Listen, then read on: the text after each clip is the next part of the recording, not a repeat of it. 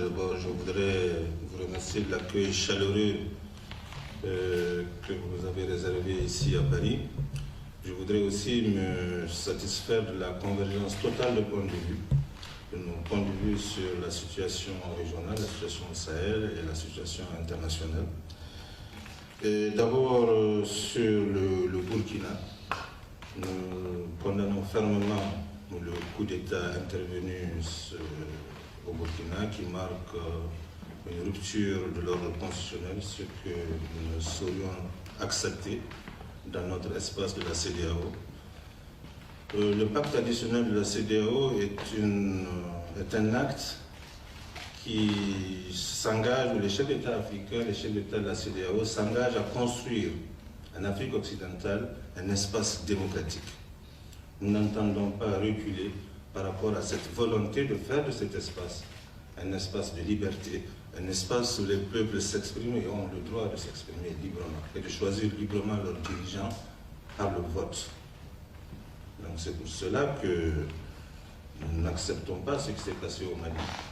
Nous sommes déterminés au niveau de la CEDEAO à faire en sorte que l'expérience de confiscation du pouvoir par une junte militaire soit un échec au Mali, mais aussi au Burkina et partout ailleurs dans notre espace, pour que nous renouons avec cette volonté collective de donner la possibilité au peuple de s'exprimer toujours et de choisir librement leurs dirigeants.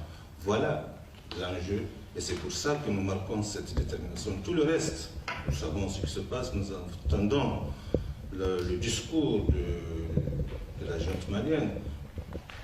Nous ne comprenons pas que des chefs militaires qui, après avoir échoué sur le terrain de la guerre, prennent le pouvoir politique et au nom d'un patriotisme frelaté font appel à des mercenaires pour défendre l'intégrité de leur territoire. Je ne sais pas ce que ça veut dire, et pourtant ils se prétendent patriotes. Nous sommes déterminés à continuer cette lutte dans un cadre clair, dans des rapports civilisés avec des partenaires étatiques pour combattre le terrorisme et vaincre le terrorisme. Nous avons à cet égard des résultats. Nous voyons bien que l'investissement qui a été fait au niveau de la zone des trois frontières marque des résultats probants, et cela se voit par le recul de ces groupes terroristes. On voit bien la rarification de leurs actions dans cette zone des trois frontières par l'action combinée des troupes françaises, des troupes de Barkhane, avec les nôtres dans ce combat contre le terrorisme, où nous avons des succès, et des succès qui ont un caractère décisif. Donc c'est pour cela que nous saluons la mémoire des soldats français tombés aux côtés des nôtres dans cette lutte-là.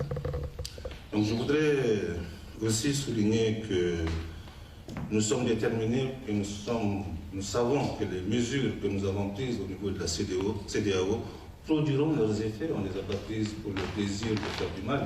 Nous sommes sûrs qu'en prenant ces mesures, nous défendons le droit du peuple malien à s'exprimer et à choisir librement ses dirigeants.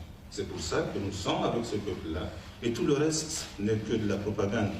Nous savons que ces mesures porteront leurs effets, et nous renouerons avec le peuple malien qui aura choisi des autorités légitimes le combat ensemble contre le terrorisme et pour que cet espace démocratique dans la CEDEAO se conforte.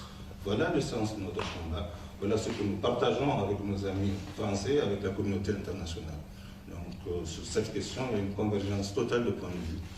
Nous avons aussi échangé sur d'autres questions, les questions économiques, la question de la présidence française de l'Union européenne.